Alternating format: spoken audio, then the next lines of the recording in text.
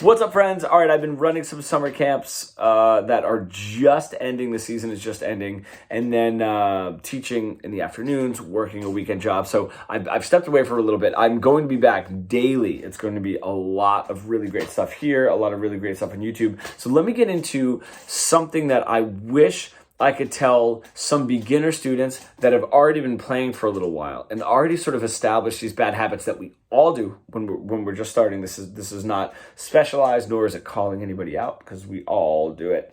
And that, of course, is overplaying, and I know that I've talked about this before. But very rarely would somebody come in, if we're just doing a simple exercise, our simple 1, 2, 3, 4 exercise that we do all the time, right? If we were to start there, someone doing this like super light, I've never seen that before. It's this. Right? Now there's so many factors of why this overplaying is really, really bad for moving forward.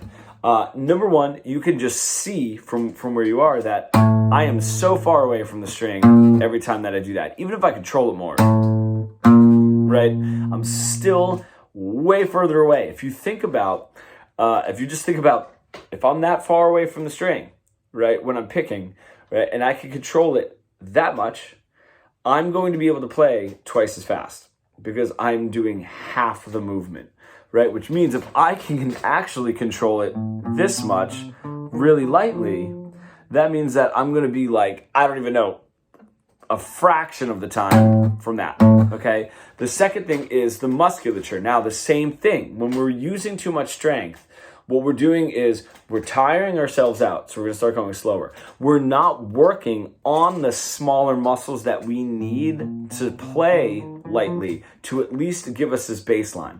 I always think of volume and intensity as sort of like a percentage scale, like a 0 to 100.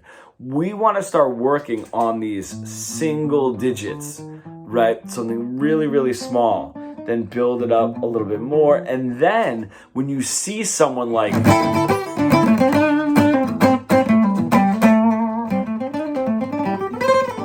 right, and they're able to get really, really light while also, right? And the reason is that drifting from something super heavy to something super light is easy because these muscles are being trained. If we're always up here, these muscles never get trained and we tire out all the time. Anyone who's a singer knows that if you're singing too roughly, all the time, too loud, too intensely all the time, that those smaller muscles that you need to just make that little sound start to tire out very, very easily. So now what we have is we're not only physically just further away from the string, but now with both hands, this hand and this hand, we're also sort of saying like, all right, we need to be relaxed to just move our hand, right? So if I have this pick and I'm going down, eventually I'm going to need to stop that, which means I'm going from like 0 to a super hard musculature and then back to 0 again, right? I'm taking all of this physical movement where if I just go super relaxed, I'm just going relaxed and I'm always sort of in that relaxed, ready for the next movement position, or kind of like what I'm using here. We can get away with that. We can get away from that a little bit easily if we just stop using our elbow, and like that. Our elbow is definitely made for like, swinging a hammer, baseball bat, whatever. It's big motions, and we don't need that. The elbow is not made to go and just play from on top of the string, just going from the top to the bottom. That's how we really want to control this, okay?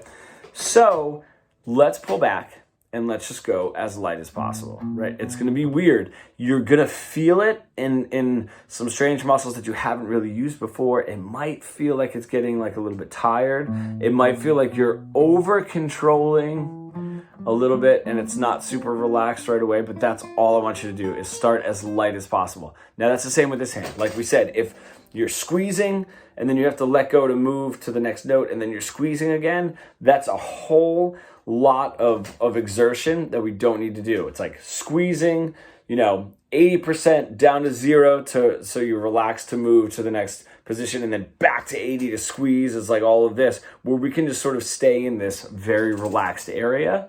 Same idea. Now, one thing that I have worked on with a student before as well is taking this exercise, and one little reflex that we have when we get this sound, right, is to pick harder and to squeeze harder, right? And it's from going to this hand it's like barely a harder squeeze, So I've been taking students backwards now, and that the students that have been playing for a little while and kind of like really diving into some of these bad habits and saying, I want you to give me that sound,